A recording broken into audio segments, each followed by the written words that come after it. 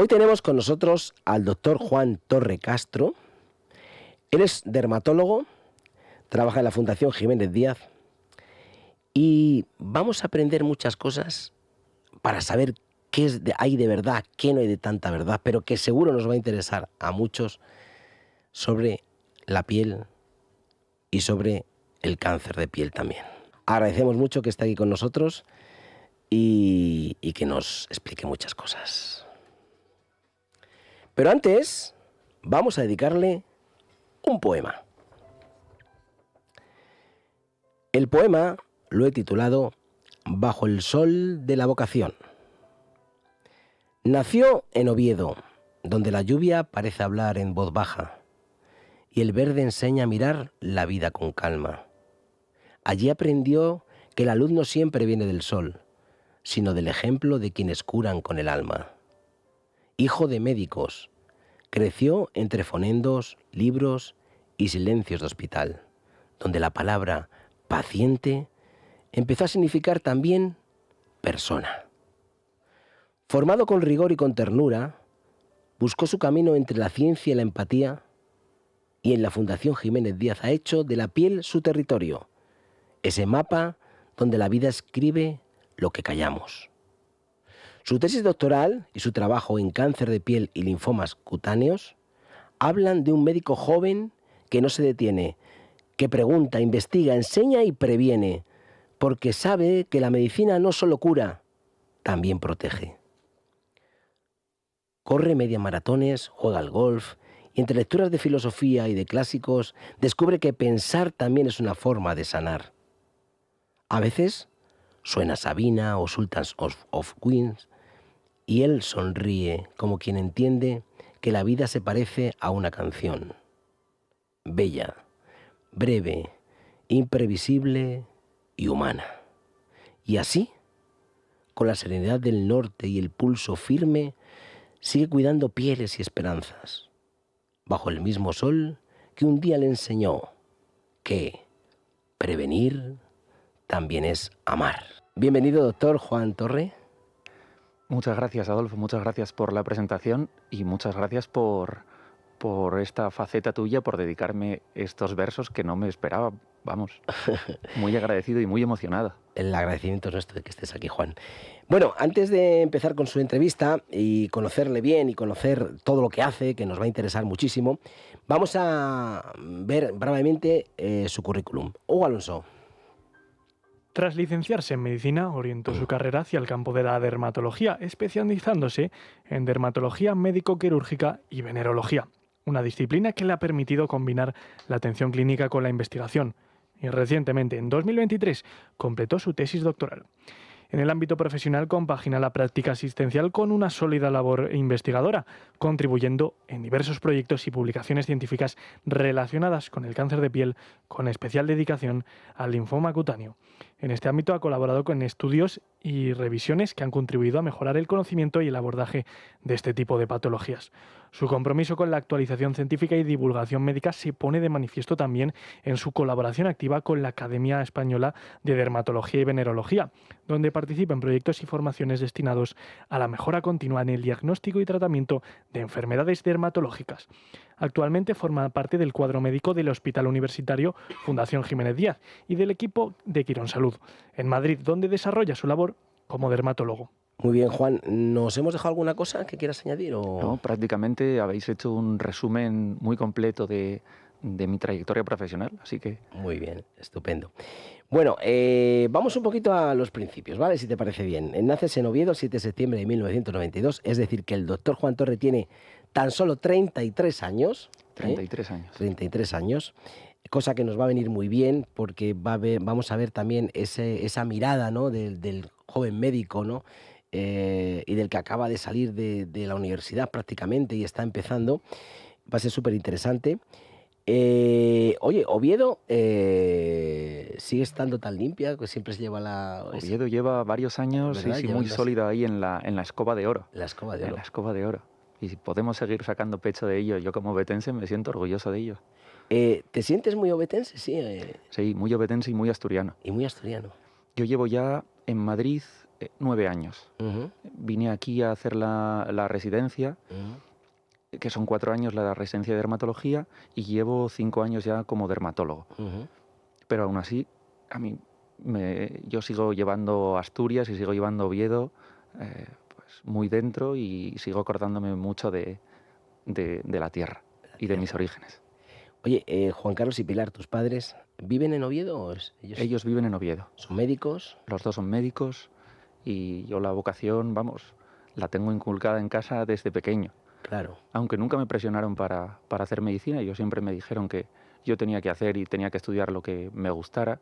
Nunca salió de ellos decirme que fuera médico, pero yo lo veía en casa. ¿Qué especialidades tienen ellos o son médicos de Mi familia? madre es anestesista Ah, y mi padre es reumatólogo. toma ya. Dos buenas Sí. especialidades. Sí, Muy útiles en muchos aspectos las dos. sí, mi padre también se dedicó mucho y se sigue dedicando a la vida académica, a la investigación, Ah, qué chulo. a la docencia. Vamos, él está en la Universidad de Oviedo, que tiene allí la cátedra de reumatología, y la parte un poco la inquietud investigadora y en ese campo, pues también También las la aprendí en heredado. casa. Muy bien, muy La bien. aprendí en casa. Oye, ¿sois hermanos? ¿Tenéis hermanos? No, soy hijo único. Hijo único. Cuando le dices a tus... Bueno, no sé, me imagino que no es un proceso, porque claro, cuando tú tienes padres médicos, es un proceso que vas desarrollando, ¿no? De ver tus padres médicos, vives la medicina. ¿Hay algún momento que dices quiero ser médico o sigue el proceso y lo Bueno, tenías claro desde el principio? a mí siempre me llamó la atención la medicina en el colegio, la biología, las ciencias naturales. Pues yo, vamos, tenía claro que algo de ese ramo me gustaría hacer. Y luego la medicina la fui descubriendo según avanzaba en la carrera. Realmente yo creo que haciendo otras cosas también hubiera sido feliz, porque yo creo que cuanto más estudias algo y si te interesa de verdad un tema y si profundizas, pues te acaba gustando y lo acabas disfrutando. Y elegí medicina y no me arrepiento para nada de mi elección. Además, yo creo que fíjate que en tu caso, que he estado un poco estudiando tu persona, que te gusta la filosofía, ¿no? Al final, una carrera científica que tenga parte de humanidades, parte de arte, de cultura, pues es la medicina, ¿no? Yo coincido con muchos médicos, pues uno hace bellas artes, pinta, otro no sé qué, otro cual. Y al final cuando te dicen algo, dicen, mira, yo hubiera hecho bellas artes, o hubiera hecho... Pero como era mi hobby, no quería perderlo como hobby, ¿no? Entonces, no sé si a ti te pasa, porque la filosofía te gusta, ¿no? Eso es cierto, sí, sí. Yo siempre me planteé, bueno, llevo unos años planteándome hacer filosofía o hacer historia o de estas disciplinas que aparentemente no tienen nada que ver con la medicina, pero sí que probablemente tienen ahí ese trasfondo de ciencia dedicada a la persona. Ujú. Y tengo en cierto modo reticencia de empezar una carrera como esas por miedo a dejar de disfrutarla. Ya. Y Entonces soy más autodidacta. claro, esa parte tuya de filósofo, vamos a decir así, porque cuando conoces la filosofía, al final tú te haces medio filósofo, porque dices, me gusta esto de Kant, me gusta esto de Descartes, esto de Platón. Esa parte, yo creo, a ver si estás conmigo, que es importante para un médico desde la parte más interior, ¿no? De no ver al paciente simplemente, en tu caso, como una mancha que hay en la piel o algo que hay que averiguar, que también, sino también verlo desde más el interior, más la persona, no más esa parte holística, ¿no? Sí, te permite eso. Bueno, gracias por considerarme medio filósofo. Estoy muy lejos de poder considerarme yo a mí mismo como tal, pero sí, es cierto que te da una visión distinta o te implica en otra realidad de cómo tratar al paciente. Te ayuda a mejorar la empatía, te ayuda también con la asertividad, es decir, es importante marcar también tus límites con el paciente y hacerlo de forma asertiva, pues eso es importante, y el conocer mejor pues el pensamiento o cómo intenta funcionar el pensamiento, pues ayuda, y todo eso es una herramienta más que las humanidades te la dan. Mm. Te voy a dejar ahora que te defiendas un poco. Dicen algunos de vuestros mayores que los médicos de ahora no tenéis la vocación que ellos tenían. Ahí te lo dejo. Ya, Bueno, la vocación depende de cómo uno la entienda. La vocación implica varias cosas.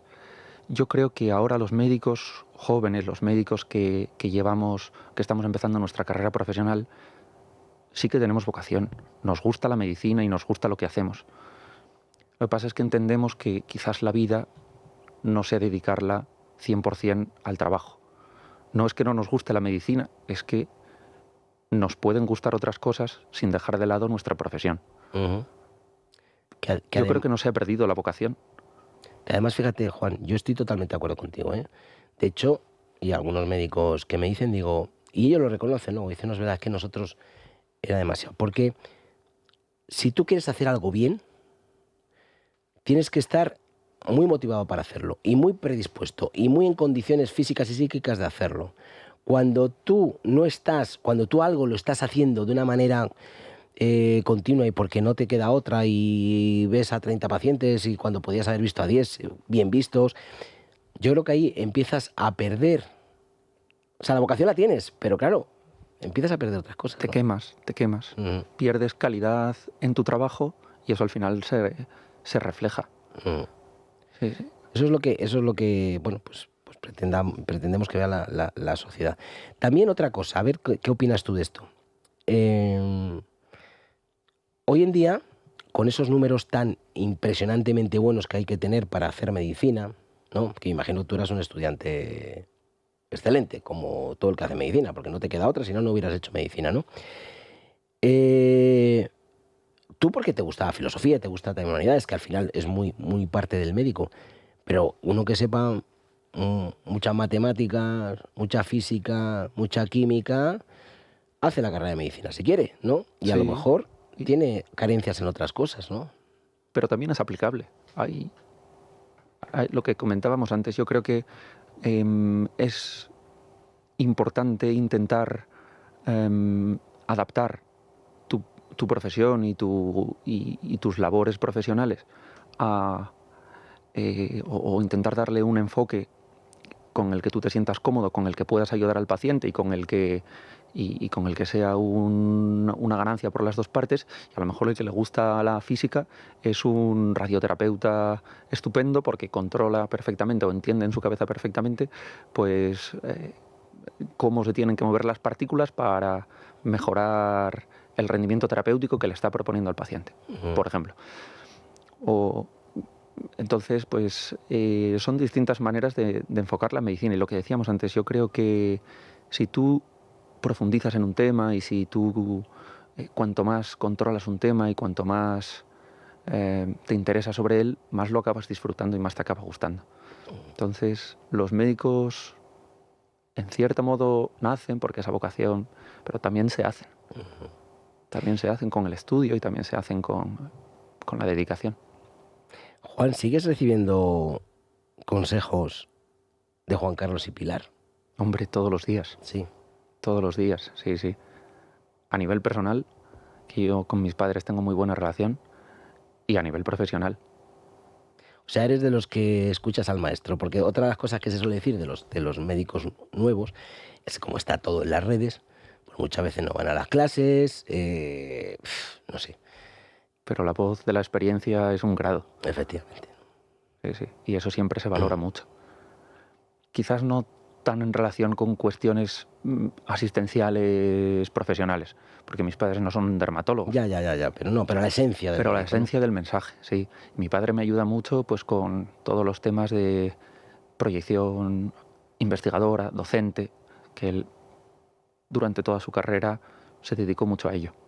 Entonces ahora me da los consejos que yo intento seguir. Sí, porque tú eres una persona muy, muy orientada a la investigación, cosa que es el avance. O sea, al final, si hacemos siempre lo mismo, no avanzamos. Hay que investigar. Pero esa parte de investigación, yo sé que tiene sus obstáculos, ¿no? Tú que los vives, ¿qué ocurre con lo que quiere investigar? Bueno, yo puedo poner, por ejemplo, el ejemplo de mi tesis doctoral. Uh-huh. Mi tesis doctoral fue un proyecto muy bonito. Yo la hice tuve dos directores de tesis, el doctor Requena, que es el jefe de servicio de dermatología de la Fundación Jiménez Díaz de mi hospital, y el doctor Piris, el doctor Miguel Ángel Piris, que es un patólogo especialista en neoplasias linfoides. Para mí fueron dos directores de tesis espectaculares. Tienen los dos una trayectoria científica e investigadora sin comparación. El doctor Requena probablemente pues, es el dermatólogo que más haya publicado en España, y el doctor Piris, pues, aunque ya está jubilado, sigue formando parte de comités a nivel europeo, a nivel mundial de clasificación de neoplasias linfoides, son dos expertos absolutos en su campo. Y para mí fue una suerte hacer la tesis doctoral con ellos.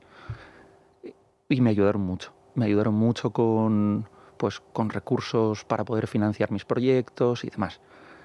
Pero bueno, la realidad es que la tesis yo la hice, le dediqué le dediqué gran parte de mi tiempo personal.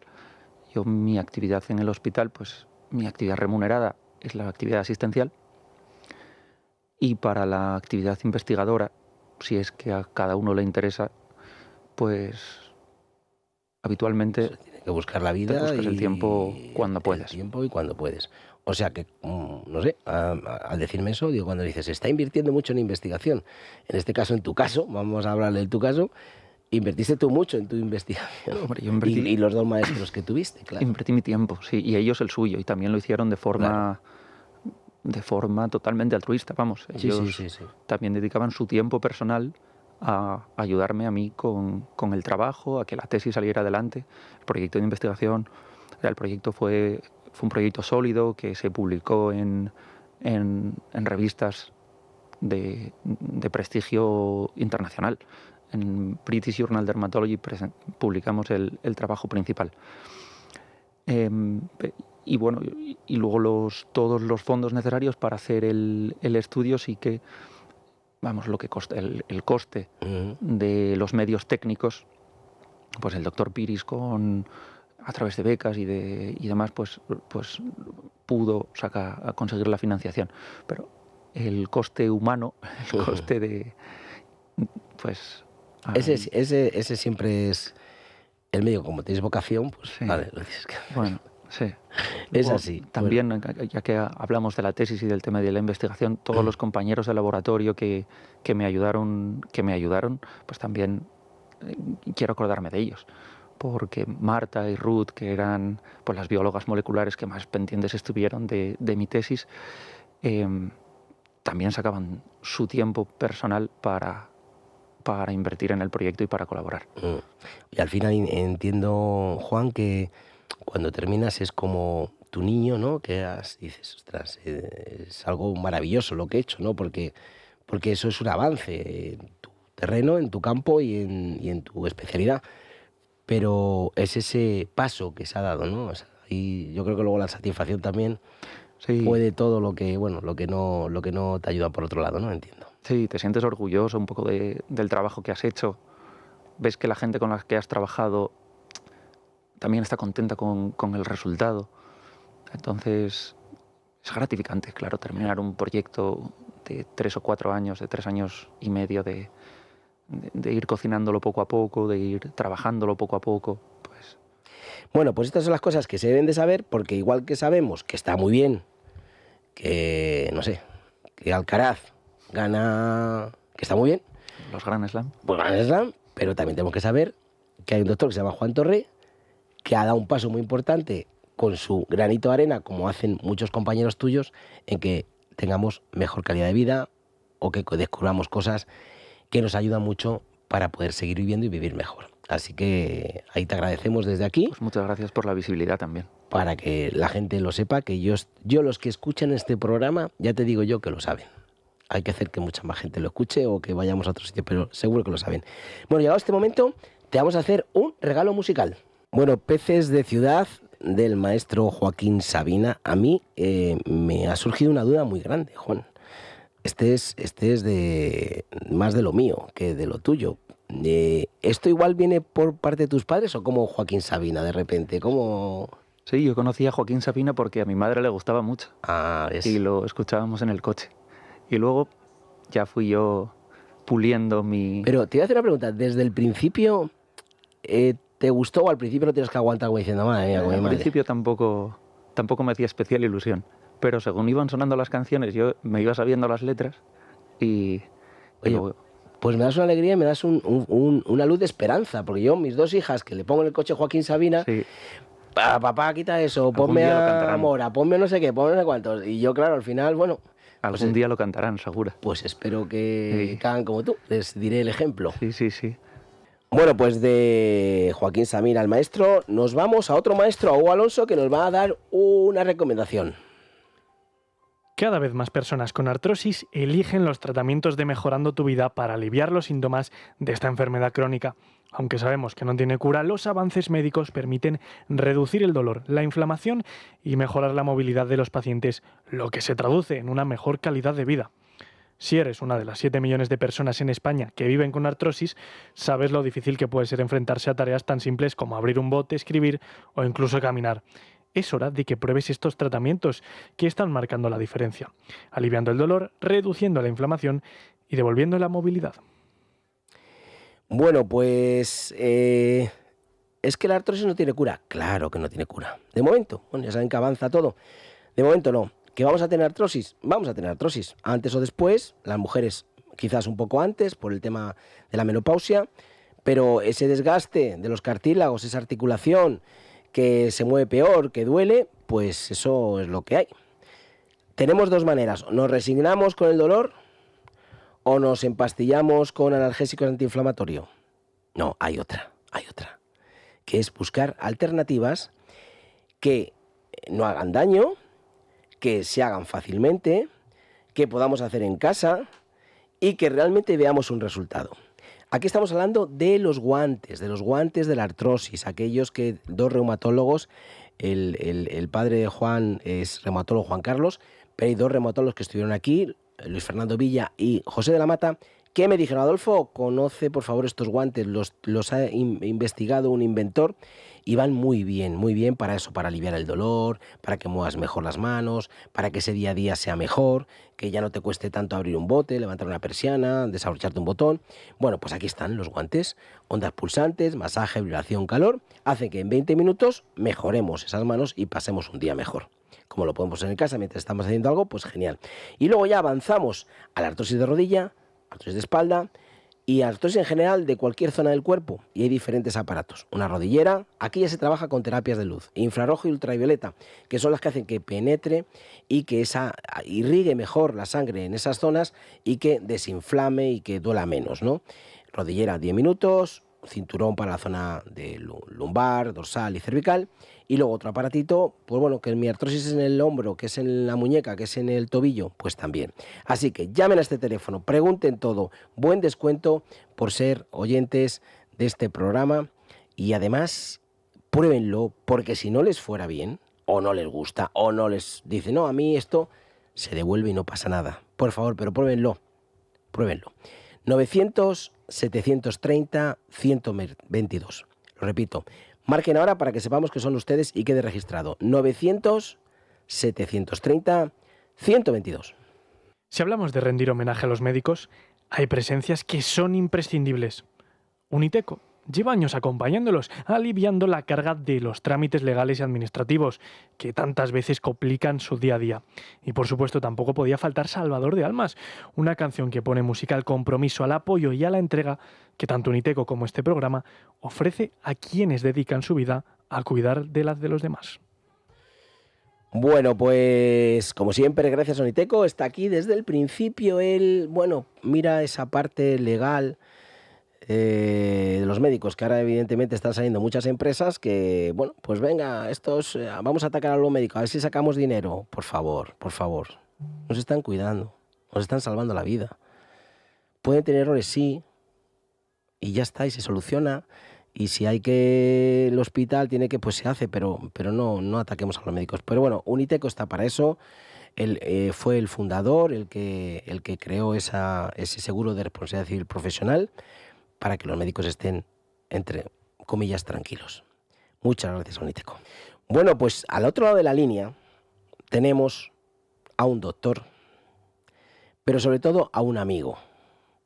Un amigo porque le tengo mucho que agradecer. En primer lugar, que haya estado en mis programas. Segundo lugar, porque nos ha enseñado mucho sobre el riñón, sobre las cosas buenas para el riñón. Y en tercer lugar, porque ha ayudado a mi hija, he de decirlo, para un proyecto sobre la diálisis y le agradezco muchísimo que haya tenido esa gentileza, esa paciencia de ayudarla. Doctor Borja Quiroga, ¿qué tal estás? Adolfo, ¿cómo estás? Yo fenomenal. Me alegro mucho de saludarte. Nos hablamos de vez en cuando, pero en los micrófonos no tanto. Pero hoy quiero, pues bueno, porque hay que celebrar una cosa. Borja, tú eres un gran nefrólogo, estás en el Hospital La Princesa, eres un vocacional de los de arriba y encima sabes escribir, ¿no? Que eso ya, pues, ostras, es un plus muy importante. Ese libro, Por mis riñones que hoy como bien, por mis riñones que como bien, yo lo he anunciado muchísimas veces, pero por favor, el que no lo tenga, que lo tenga ya. Creo que quedan poquitos en España que no tengan el libro, pero ténganlo porque es un manual para cuidar el riñón, que es algo que tenemos que cuidar todos, a través de cosas muy sencillas, que es de la alimentación, pero cosas muy sencillas, ese gazpacho de remolacha, cosas muy sencillas, pero para cuidar nuestro riñón, que el riñón dañado ya sabemos la complicación que tiene. 10ª edición, Borja, 10ª edición. ¿Es una edición especial? Cuéntanos un poquito, por fin. 10ª edición, madre mía. ¿Quién le iba a decir cuando fui ahí a presentarlo? Sí. Que apenas lo acabamos de estrenar, que iba a tener tanta repercusión. Yo estoy encantado, más que por la venta de libros y por las ediciones, que me parece increíble, por el respaldo de la gente y por el interés que ha suscitado el riñón, que ya sabes que para mí es un órgano fundamental, pero que siempre creo que ha estado muy olvidado, y bueno, pues probablemente hemos puesto nuestro granito de arena. 10ª edición especial, que de hecho tiene un título especial, que es Por mis riñones que hoy como 10 veces bien, porque lleva un bonus track, que es 10 recetas de 10 cocineros con estrella Michelin. Amigos todos, les hemos pedido una receta especial para esta 10ª edición, nos la han hecho, y además 10 consejos adicionales de salud.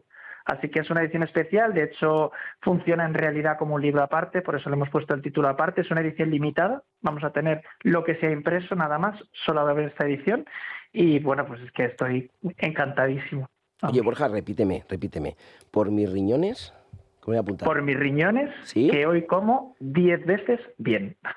Qué bien. Oye, qué pedazo de idea y qué manera de comunicarla, que bien se entiende. Oye, Borja, luego hablaremos otra vez un poquito del libro para que la gente que no lo ha apuntado, no lo apunte. Nos dirá dónde comprarlo, etcétera. Pero ahora estamos en la era de los suplementos. Y hay uno que clásicamente se ha relacionado con los riñones como algo tóxico. Estamos hablando de la creatinina. ¿Qué hay de cierto en ello? Cuéntanos.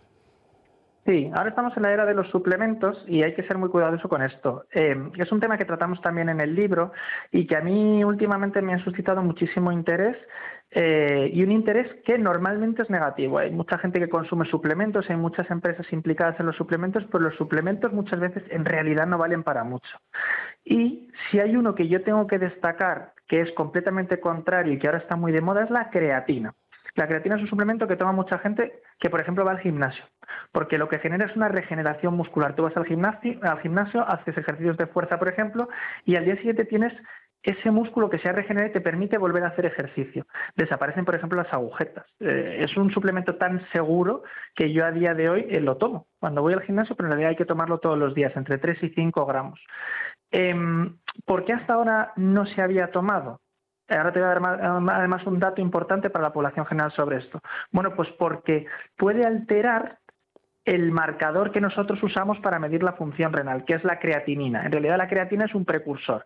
Así que cuando alguien toma creatina, clásicamente se pensaba que se deterioraba el riñón, pero en realidad no. En realidad es una falsa medida lo que da en la analítica, ¿no? Entonces, por eso quizás se había demonizado tanto el uso de creatina. Pero es que la creatina es tan importante que ya sobrepasa un poco lo que puede generar, las funciones que puede generar en el propio músculo. Esto que te digo de regeneración, incluso de hacer un músculo un poquito más grande. Y es que ahora tenemos conocimiento de estudios que están en marcha, ya tenemos primeros resultados sobre esto, que como el músculo en realidad funciona como un órgano, repercute ya no solo a nivel muscular la creatina y la masa muscular potente, sino a otros niveles. Por ejemplo, en el cerebro. Se están haciendo ensayos clínicos a día de hoy con creatina en pacientes que tienen Alzheimer y parece que los resultados preliminares son bastante concluyentes desde el punto de vista positivo.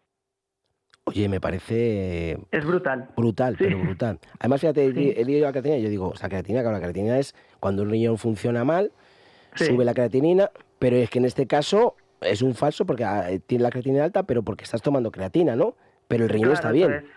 Sí, la creatinina en realidad es una proteína que sale del músculo, llega al riñón y se filtra. Entonces, Ajá. cuando a nosotros no nos funciona el riñón, la creatinina en sangre sube, es un marcador simplemente. Lo que pasa es que la creatina, que también es esta proteína que estructura el músculo, por decirlo de alguna manera, claro, si nosotros la consumimos por boca, nos va a subir en sangre, pero en realidad eso no significa que el riñón esté funcionando mal. Hay que avisar al nefrólogo o al médico que valore unos análisis en los que quiera mirar la función renal de que estamos tomando creatina para que no se asuste y para que lo sepa interpretar, pero más allá de eso, es un suplemento completamente seguro. Mira, tengo aquí al doctor Juan Torre, él es un compañero, un colega, él es dermatólogo, ¿eh? Entonces me decía que quería hacer un comentario de eso. Él es investigador y bueno, está a tope. Cuéntanos. ¿Qué tal, Borja? Un placer Hola, ¿qué tal? saludarte. ¿Cómo estás? Igualmente. Mira, ahora que estás comentando de este tema de la creatinina, si no te importa, tengo una pregunta que hacerte. Claro, encantado. Yo muchas veces me encuentro en la consulta con pacientes que yo les tengo que pedir analíticas por fármacos que les estoy poniendo, por seguimiento, por otras cosas. Me dicen que están tomando creatina o que van al gimnasio y toman suplementos. ¿Y cómo puedo yo entonces, si no es con la creatinina, monitorizar su función renal en pacientes que están...? Súper buena pregunta. Súper buena pregunta, porque claro, tenemos que buscar una alternativa para saber si esa creatina que está tomando el paciente, en realidad en la analítica estamos viendo una repercusión que es simplemente por la ingesta de este suplemento o en realidad lo que tiene el paciente es un deterioro de la función renal. Entonces, la mejor manera de hacerlo, que está disponible en todos los centros, es un aclaramiento de creatinina de 24 horas. Pedirle al paciente que recoja la orina durante 24 horas y así se compara la creatinina de la orina con la de la sangre durante 24 horas. En realidad, si tuviéramos disponibilidad, a día de hoy lo que más se recomienda es hacer una estimación de la función renal por otro parámetro, que es la cistatina C. Lo que pasa es que este no está disponible en todos los centros. Pero con cualquiera de los dos saldríamos de duda. Tanto si pedimos una cistatina y está normal, como el aclaramiento de creatinina en orina de 24 horas y esto está normal, nos daría la pista de que ese paciente, en realidad, la creatinina sérica que tiene, la creatinina en la analítica de sangre, está elevada porque toma creatina y podríamos incluso decir que esa creatinina es su creatinina basal. Vale, pues te agradezco mucho la respuesta porque, claro, no es el primer caso de un paciente que yo veo sano en la consulta, habitualmente un varón joven, sin grandes patologías, que tú ves sano y le pides la analítica y tiene una creatinina elevada, una creatinina de 2 y pico. Y dices tú, claro, esto...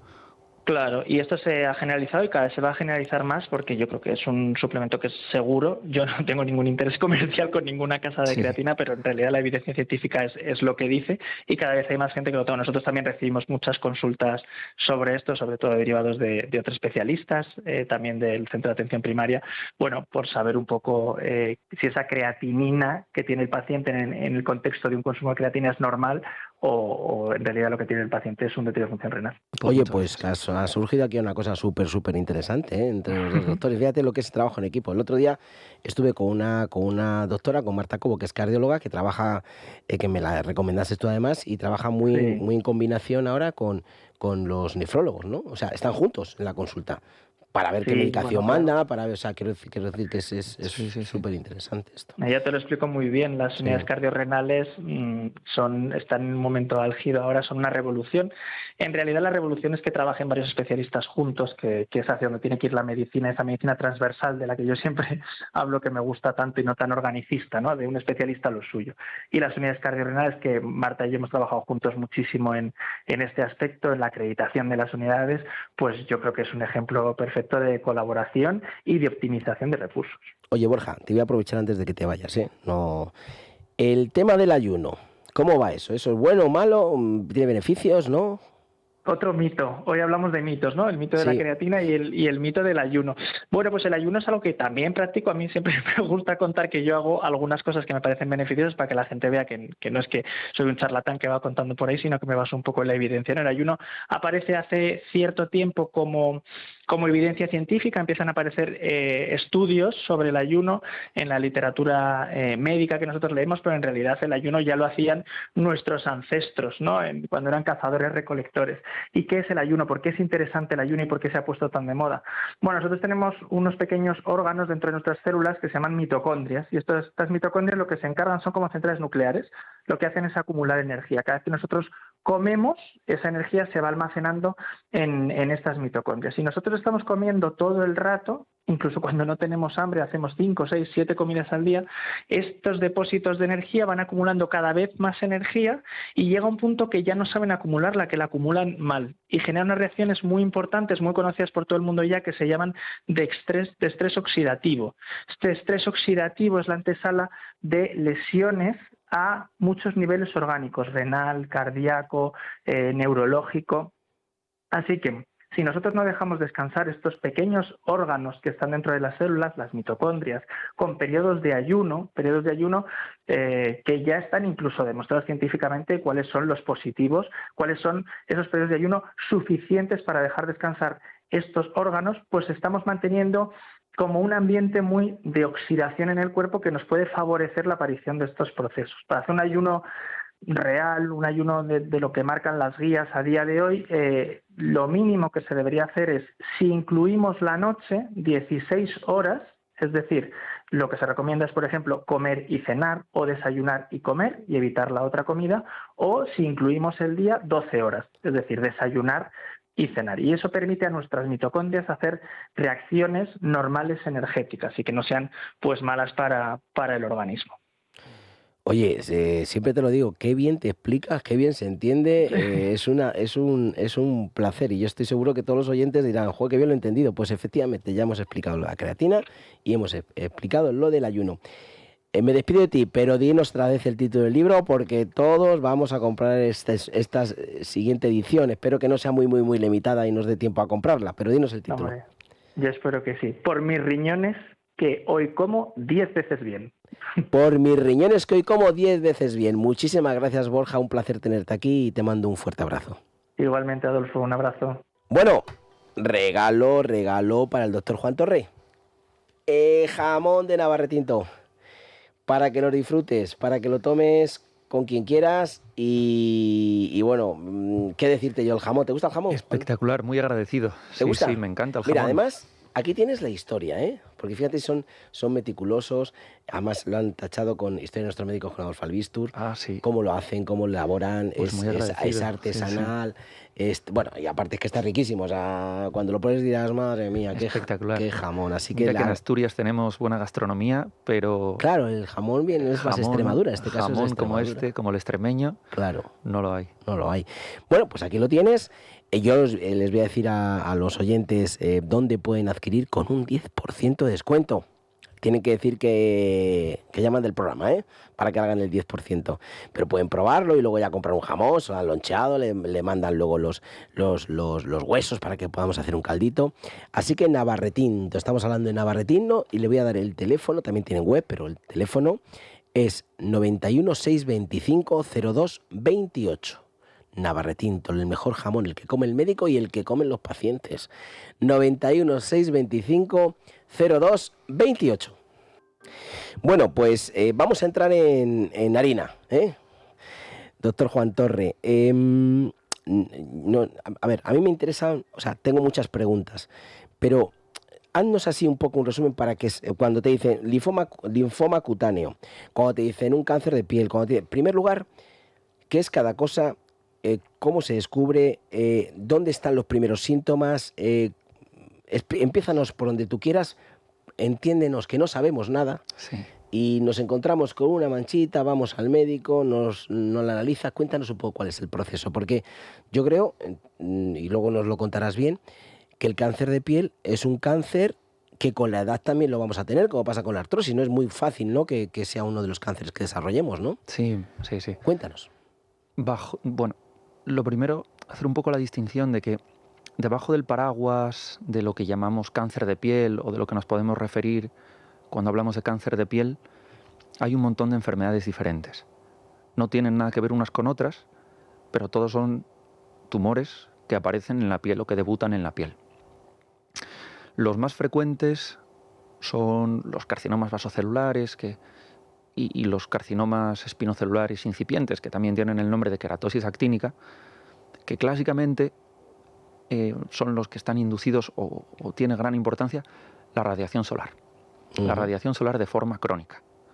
Entonces, como tú bien comentas, estos cánceres de piel son cada vez más frecuentes en nuestra población porque la población, gracias a otros avances de la medicina, otros avances sociales, cada vez vivimos más, y en España nos da mucho el sol.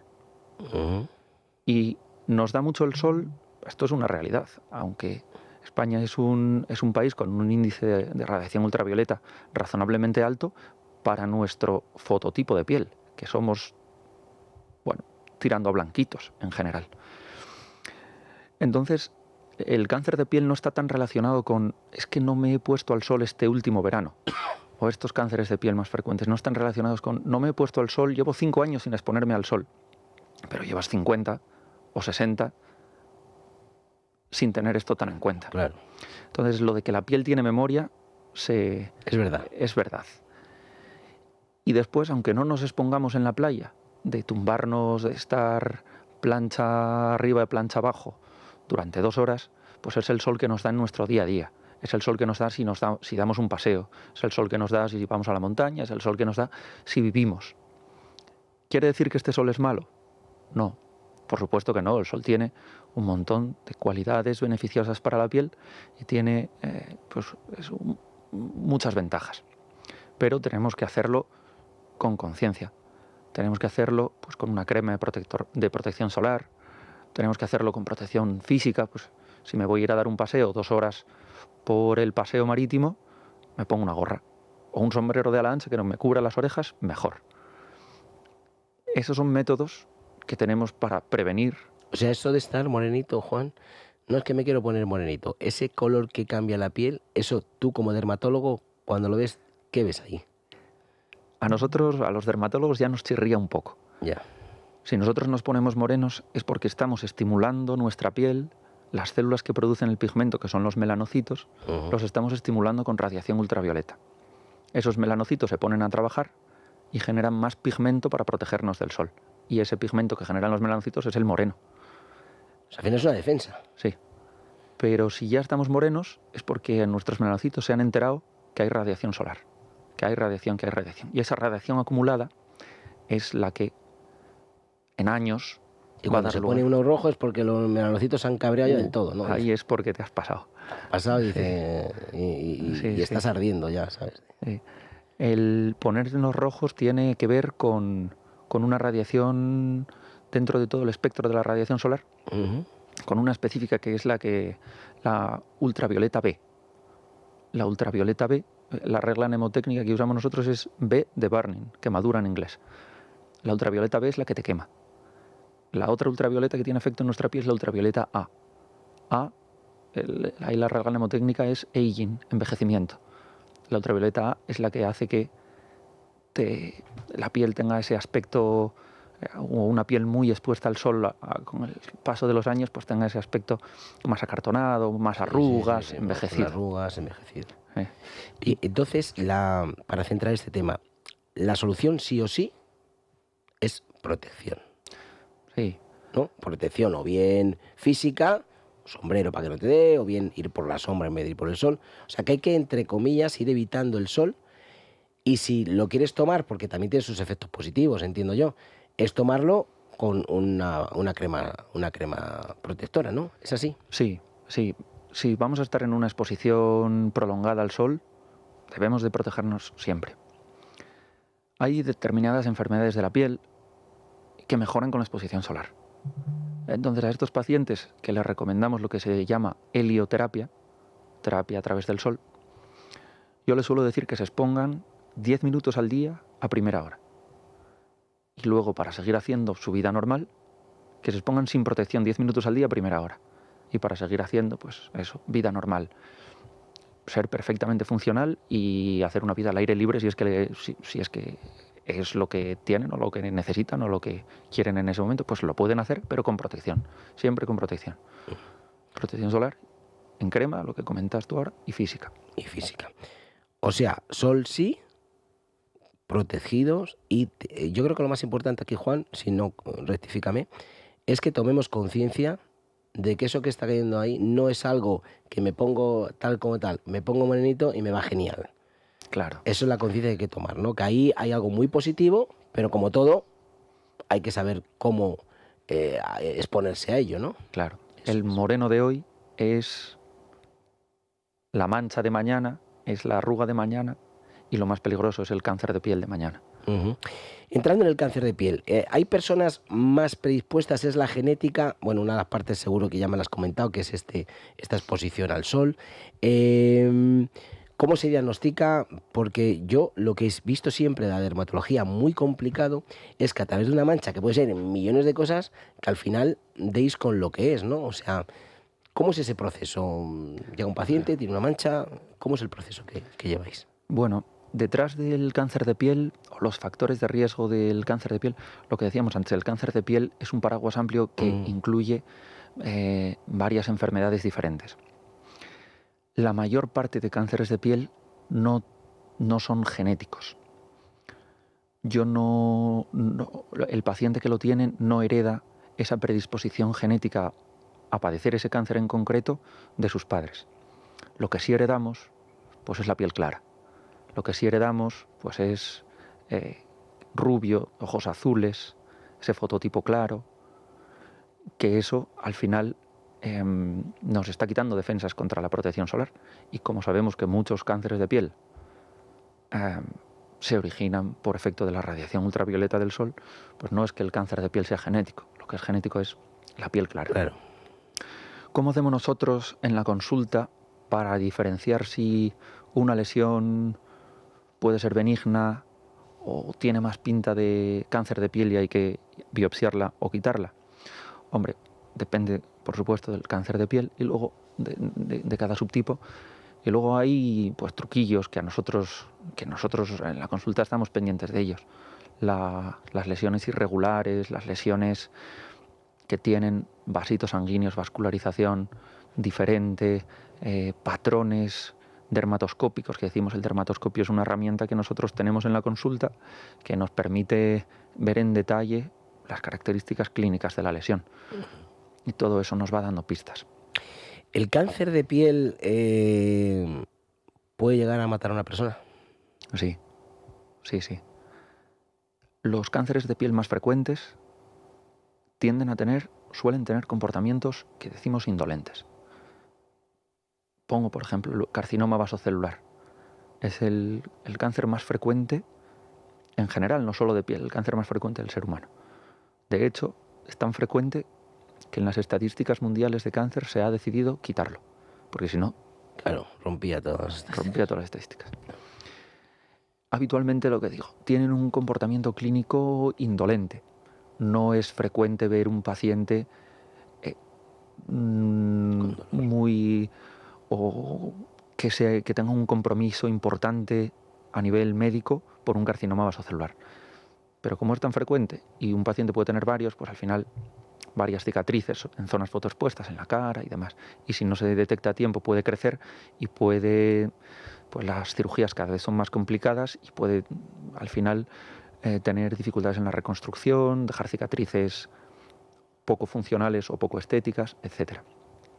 A nivel de mortalidad, el carcinoma vasocelular no tiene un gran impacto, pero otros, como el carcinoma epidermoide en fases avanzadas, el melanoma sobre todo, pues sí que tienen un impacto en la mortalidad.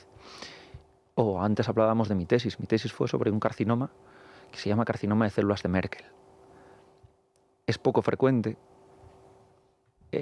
Fuera de los dermatólogos, pues quizás no haya, incluso dentro de la profesión médica, el carcinoma de células de Merkel es una rareza, pero tiene una mortalidad específica muy alta. Es la tercera causa de mortalidad por tumor de piel en general y de forma específica es ¿Y cómo avanza, Juan, para que genere la muerte? Es decir, una metástasis ya de más órganos, ¿es así como avanza o...? Sí, habitualmente por invasión a otras zonas.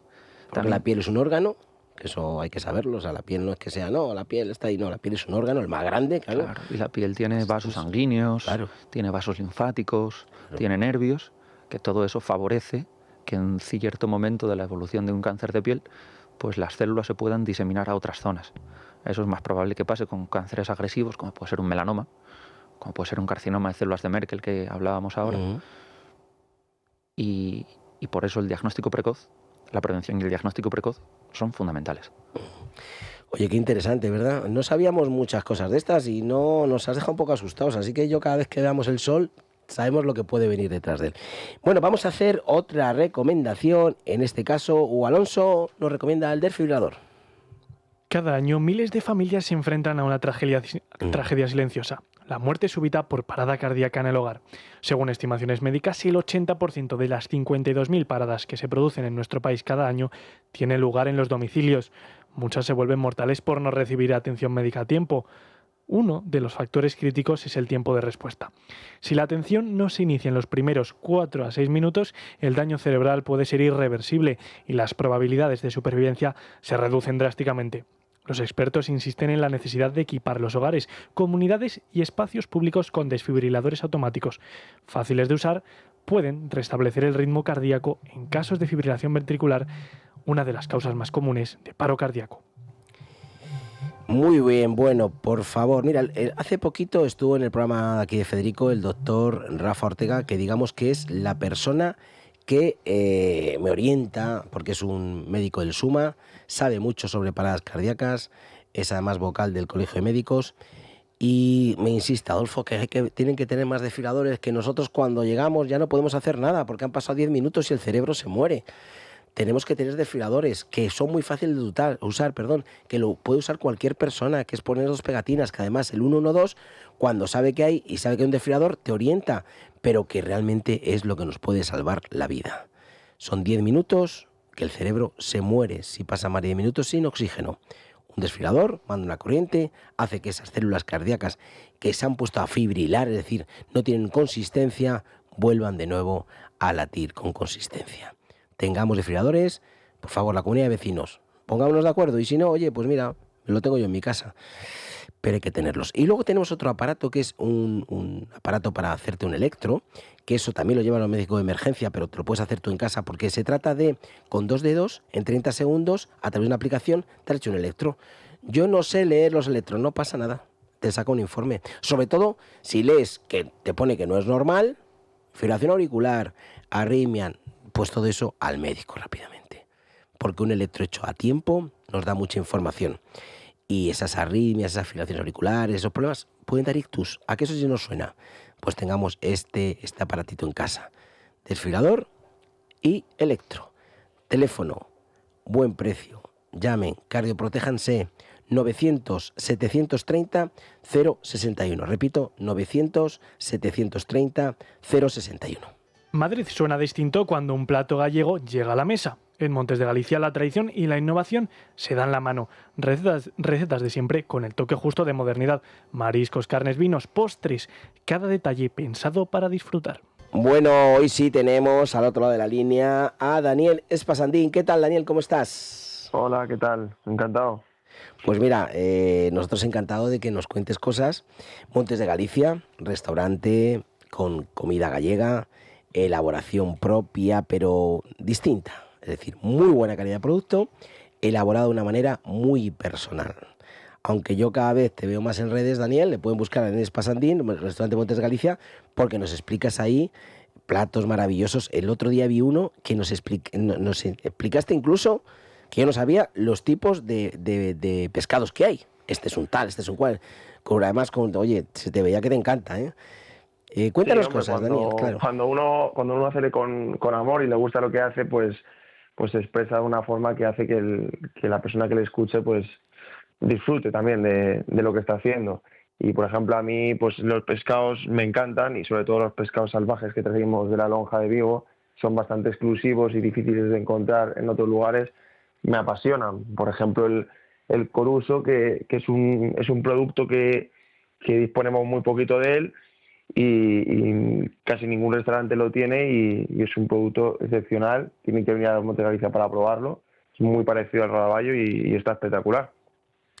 Bueno, además, he de decir que otra cosa muy importante que tiene el restaurante Montes de Galicia es el ambiente, la calidez, el trato, el cariño. Es decir, son adjetivos que los vives allí y que acompañan casi de manera como si fuera una sinfonía a la comida, a lo que vosotros hacéis. Es así, ¿verdad, Sí, Daniel? para nosotros, aparte de una calidad de producto excepcional, que hacemos una búsqueda exhaustiva del mejor producto posible, para nosotros lo más importante es el servicio al cliente. Un servicio amable, agradable, que sepa explicar los platos, que sepa recomendar, que sepa preguntar al cliente sus necesidades, qué vino quieren, y eso es lo que hace que un cliente salga satisfecho. Bueno, pues el doctor Juan Torre, que es el que tenemos hoy aquí, Daniel, que él es dermatólogo, está invitado para ir con un acompañante a comer o a cenar a este restaurante Montes de Galicia. Juan, que sepas que estás... Muchas gracias por la invitación. El restaurante Montes de Galicia está en la calle Azcona número 46, lo repito, calle Azcona número 46, y el teléfono para reservar, porque hay que reservar, 91 355 27 86. Repito, 91 355 27 86. Muchas gracias, Daniel, un abrazo enorme te mando. Muchas gracias a ustedes. Bueno, pues ya llegamos al final. Tendríamos otro programa para hablar, pero yo creo que nos has dejado las cosas muy claras. ¿Qué tal te has sentido, Juan? Pues muy cómodo, Adolfo. Muchas gracias por vuestra calidez y por vuestro tiempo, y he estado muy cómodo. Me alegro. Os lo agradezco. Me alegro mucho, Juan. Las gracias te las doy a ti. Y antes de irnos, por favor, el glucómetro sin pinchazos. Este glucómetro que no hace falta sacarse sangre del dedo. Para que aquellos que sois diabéticos tipo 2 lo tengáis. Os midáis más veces. Nunca, por la mañana, igual por la mañana siempre tienes la misma glucosa. Hay que buscar durante el día. Media hora antes de comer, 2 horas después, si voy a hacer ejercicio.